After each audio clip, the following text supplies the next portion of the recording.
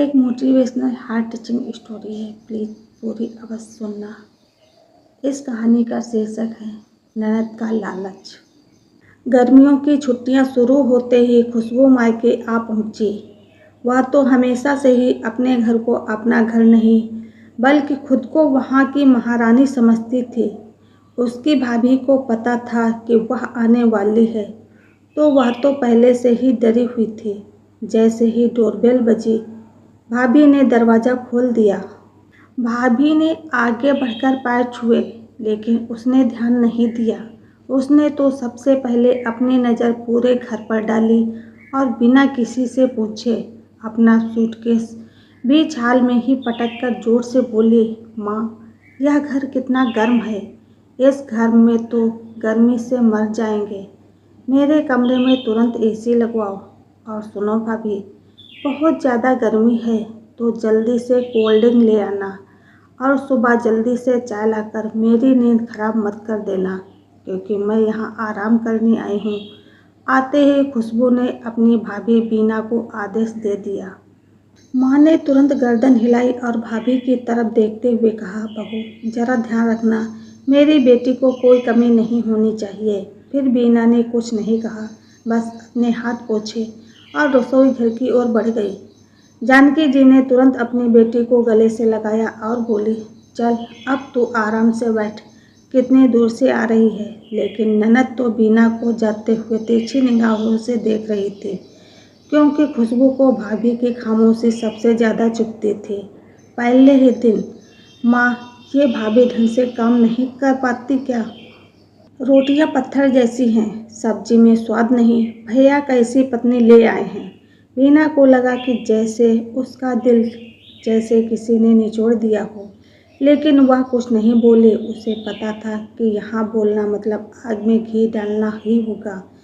दिन बीतते गए और खुशबू के ताने बढ़ते गए। हर वक्त बीना पर हुक्म तान कर रहती थी, मेरे कपड़े सही से नहीं धुले, मेरे कमरे की सफाई ठीक से नहीं हुई, खाने में नमक ज़्यादा है, हर बात में कमी, हर बात में जहर। वह जानबूझकर भाभी को सबके सामने नीचा दिखाती और फिर मासूम बनकर कहती, मैं तो बस सच बोल रही हूँ। और जानकी देवी भी हर बात बेटी के पक्ष में खड़ी रहती और बहू को चुप रहने की नसीहत देती।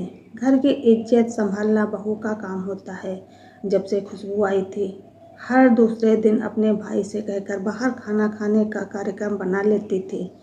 कई बार तो ऐसा हुआ जब बीना का खाना पहले ही बन चुका था, लेकिन खुशबू को बाहर का खाना खाना था तो सासू माँ कहती थी कि बहू, फिर तू जाकर क्या करेगी, खुशबू को जाने दे और मैं भी यही रुक जाती हूँ, हम लोग यही खाना खा लेंगे।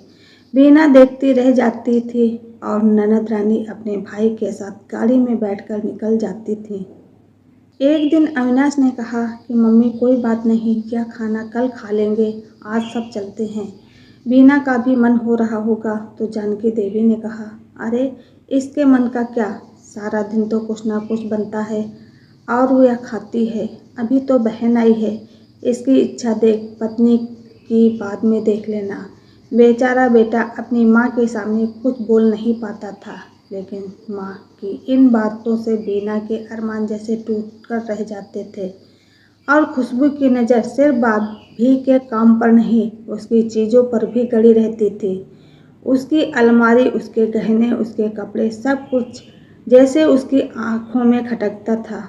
एक दिन मौका पाकर जब बीना दोपहर का खाना बना रही थी, तो वह भाभी के कमरे में घुसी और दरवाज़ा अंदर से बंद कर लिया। धीरे से अलमारी खोली और एक एक चीज़ को टटोलने लगी।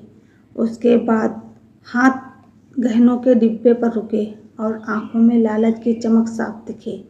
कुछ दिन बाद बीना को सोने की चैन गायब मिली। उसने पहले खुद ढूंढा, फिर डरते हुए पति से कहा, मेरी चैन नहीं मिल रही है, काफ़ी देर से ढूंढ रही हूँ, आप मम्मी जी से पूछ कर देखो, कहीं उन्होंने देखी तो नहीं है। उसके पति अविनाश ने जल्दी से जाकर अपनी माँ से पूछा तो माँ का चेहरा गुस्से से तन गया और वह जोर से आँख दिखाकर बोली, घर में चोरी और हम पर उसका इल्ज़ाम। उन्होंने गुस्से से कहा तो अविनाश ने कहा कि मम्मी मैं ये बात नहीं कह रहा हूँ, आप तो बेकार में उल्टा सोच रही हो। लेकिन खुशबू तुरंत उछल पड़ी, वाह भैया कमाल है, जोरू के एक आंसू ने तुम्हें हमारे खिलाफ खड़ा कर दिया। वो सीधे मेरे मुंह पर क्यों नहीं बोलते, तुम्हारे कान भरकर तुम्हें भेज दिया ना। ऐसा लग रहा था कि जैसे उनके शब्द में जहर टपक रहा है। बीना यह सब सुनकर अंदर से टूट रही थी, क्योंकि एक तरफ तो उसकी चैन खो गई थी और दूसरी तरफ सास और ननद उल्टे उनको ही ताने सुना रही थी। अविनाश ने धीमी आवाज में कहा, मैं बस सच्चाई जानना चाहता हूँ। तो माँ ने चिल्लाकर कहा, सच्चाई? सच्चाई ये है कि मेरी बेटी पर शक करने से पहले अपनी पत्नी को समझाओ। खुशबू ने ताली बजाते हुए कहा, देखा माँ, मैंने कहा था ना, ये घर अब इसके इशारों पर चलता है। मैं तो पहले दिन ही समझ गई थी कि इसकी खामोशी के पीछे कौन सी चालाकी है। उसे दिन तो अविनाश शांत होकर अपने कमरे में चला गया और बीना को भी शांत होने को कह दिया, क्योंकि अब कोई रास्ता ही नहीं था। लेकिन बीना को चैन खोने का बहुत दुख था, क्योंकि वह मानी दी थी। इसी बीच बीना का जन्मदिन आ गया। मायके से रिश्तेदार आए, तोहफों का ढेर लग गया, नए कपड़े, गहने, मिठाइयाँ।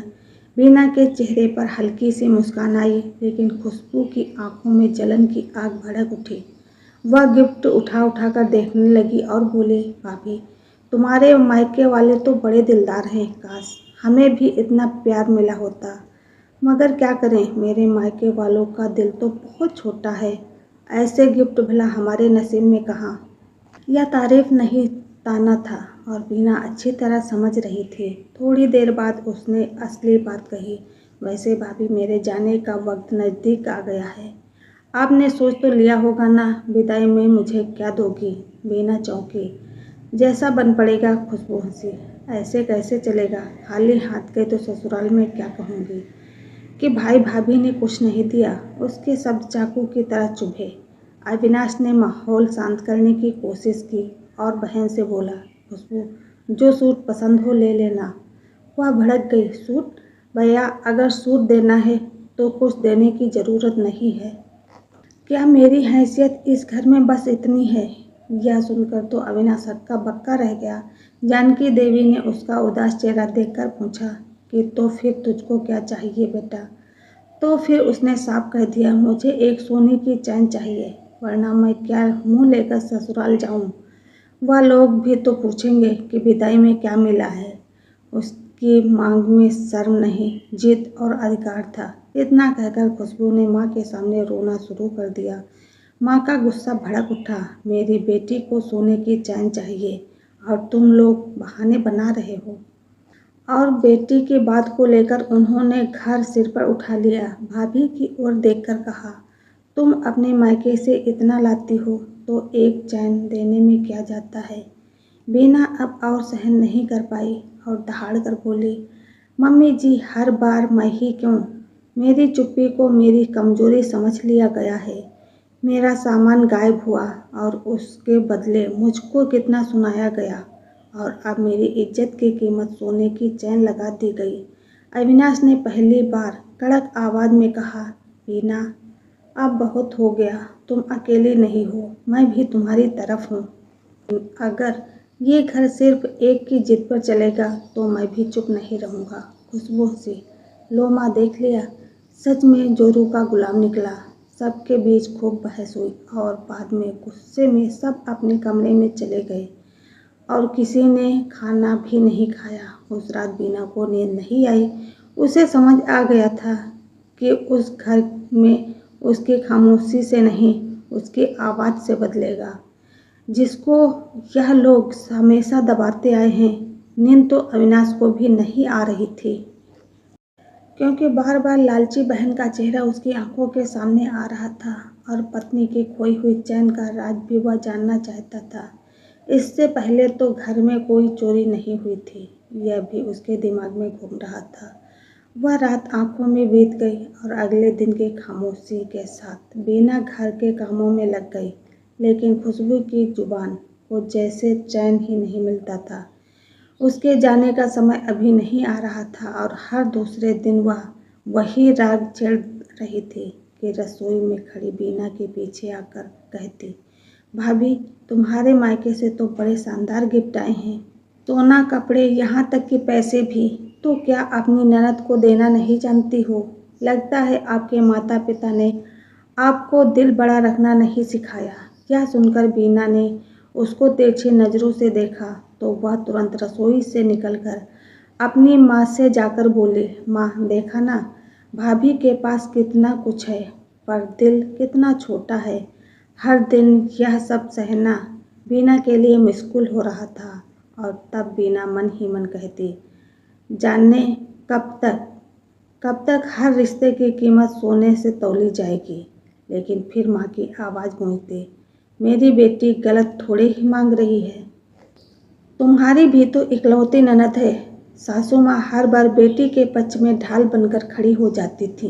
बहू, तुम्हारे मायके वाले इतना दे सकते हैं तो एक चैन देने में तेरा क्या जाता है। यह वाक्य हर रोज का जख्म बन चुका था जो सुबह से शाम तक जानकी जी के मुंह से निकलता रहता था। एक दिन दोपहर को बिना किसी काम से रसोई से अपने कमरे में आई, लेकिन जैसे ही दरवाज़ा खोला तो उसका दिल धक से रह गया। उसकी अलमारी खुली हुई थी और अंदर बिखरे कपड़े थे। उसने घबराकर जल्दी से गहनों का डिब्बा देखा तो एक चीज़ और गायब थी। लेकिन इस बार सिर्फ दुख नहीं, शक भी हो रहा था। उसे याद आया खुशबू का बार बार कमरे में झांकना, अलमारी के पास रुकना और उसका वह लालची चेहरा जो उसके कमरे में कुछ न कुछ ढूंढता रहता था। तभी उसकी नज़र बेड के नीचे पड़ी एक चुन्नी पर, वही चुन्नी जो खुशबू अक्सर पहनती थी। दरअसल जब बीना रसोई में काम कर रही थी तभी मौका देखकर खुशबू उसके कमरे में पहुंच गई थी। लेकिन जब बीना के आने की आहट हुई तो वह कमरे से निकल गई, मगर चुन्नी बेड के कोने में फंस गई और वहीं गिर गई। बीना इस बात से तो अनजान थी, लेकिन अब खुशबू पर नज़र रख रही थी। उस शाम उसने चुपचाप सब देखा कि खुशबू अपने बैग को ज़रूरत से ज़्यादा संभाल रही है। देखा कि वह किसी से नज़र भी मिला नहीं रही है और सबसे बड़ा इत्तेफाक, उसकी अलमारी में बीना के कमरे की चाबी जैसी एक दूसरी चाबी भी रखी हुई थी जो पहले कभी नहीं देखी गई थी। यह देखकर तो बीना के होश उड़ गए और उसने झट से वह चाबी उठा ली। इस चाबी के मिलने से बीना का शक अब यकीन में बदलने लगा, लेकिन अभी वह शांत थी और सही मौके का इंतजार भी कर रही थी। अगले दिन खुशबू ने फिर वही जहर उगला, भाभी अब तो मेरे जाने का दिन भी पास है, विदाई में सोने की चैन तो पक्की समझे ना। उसकी आवाज़ में वही इकलौती ननद होने का घमंड था। लेकिन बीना ने इस बार कहा, खुशबू चैन चाहिए तो सच भी चाहिए। खुशबू हंसी, सच क्या सच? बीना ने उसकी आंखों में सीधे देखा, ये सच कि मेरी चीज़ें अपने आप गायब नहीं होती। तुम्हारे आने से पहले तो कभी कुछ गायब नहीं हुआ, मगर तुम्हारे आने के बाद मेरे सोने की अंगूठी और सोने की चैन गायब हो चुकी है। बीना की यह बात सुनकर जानकी देवी आंख निकालकर उस पर चिल्लाईं, बहू संभल कर बोल, यह क्या तरीका है ननद से बात करने का? अगर कुछ खो गया है तो इसमें ननद की गलती नहीं बल्कि तेरी गलती है, क्योंकि तुझे संभाल कर रखना नहीं आता। जानकी देवी का विरोध देखकर इस बार बीना डरी नहीं। माँ, आज संभालना नहीं, सच बोलना जरूरी है। उसने कमरे से एक छोटी सी पोटली निकाली और सबके सामने ले आई। ये देखिए, उसने अविनाश और सास के सामने रखते हुए कहा, मेरी अलमारी की दूसरी चाबी जो मुझे कभी नहीं मिली, लेकिन ये खुशबू के बैग से मिली। और ये, उसने दूसरा कपड़ा खोला, मेरी वही चैन जो गायब हुई थी, यह भी आपकी बिटिया रानी के बैग से मिली।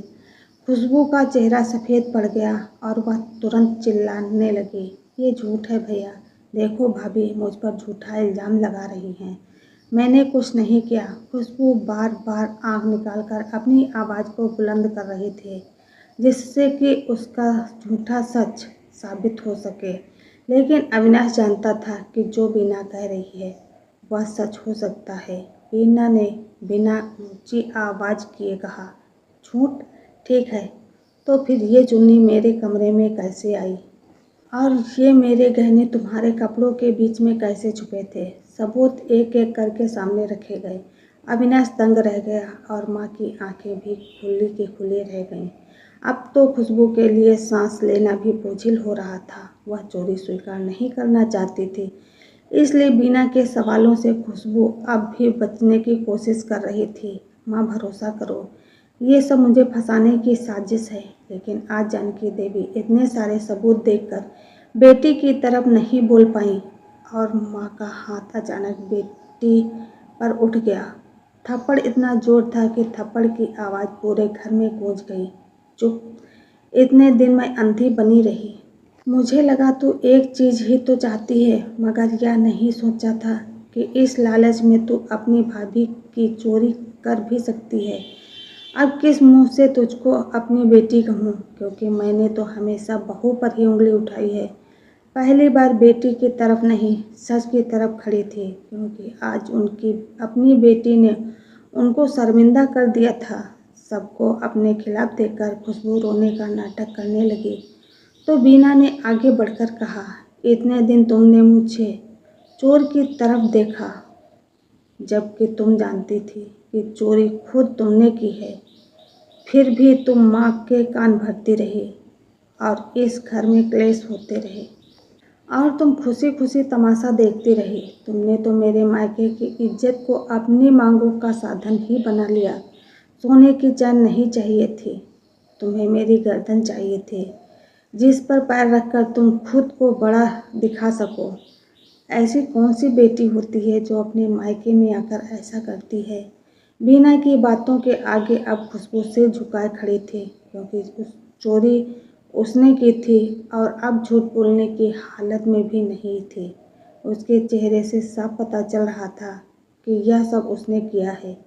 तभी अविनाश ने कहा कि अगर तुम्हें अपनी भाभी से इतनी नफरत है तो अपने घर वापस चली जाती। अपने मायके से संबंध रखने की ज़रूरत ही क्या है? भाई की बातें सुनकर तो वह फूट पड़ी और हाथ जोड़कर रोते हुए बोली, भैया, मुझसे गलती हो गई। उसने रोते हुए कहा, भैया प्लीज़ माफ़ कर दो। भाई ने सख्त लहजे में कहा, अब माफ़ी से काम नहीं चलेगा।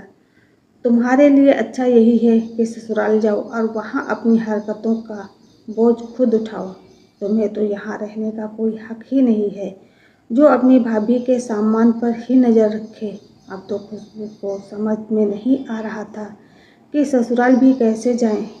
वह तो कहकर आई थी कि 1 महीना रहेगी।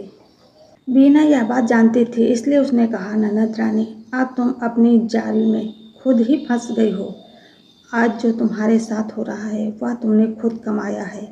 अब तो खुशबू के पास अपना सामान पैक करने के सिवा कोई रास्ता ही नहीं था, क्योंकि जानकी देवी ने भी कहा कि अब तो तेरा यहाँ से जाना ही ठीक है। अब तो किस तरह यहाँ रहकर इन दोनों से नज़र मिलाएगी? फिर तो खुशबू चुपचाप चली गई और सामान पैक करने लगी। अंत में सासू माँ बीना के पास आई। उनकी नज़रों में शर्म थी। उन्होंने धीरे से कहा, बहू, मेरी आंखें देर से खुली। बीना ने कुछ नहीं कहा। सास की नज़र झुकी हुई थी पहली बार, और उस झुकी नज़र में एक स्वीकार था कि घर की असली इज्जत बहू की खामोशी में नहीं, उसके सम्मान में होती है। तो आपको हमारी ये कहानी कैसी लगी कमेंट करके ज़रूर बताएं। राधे राधे।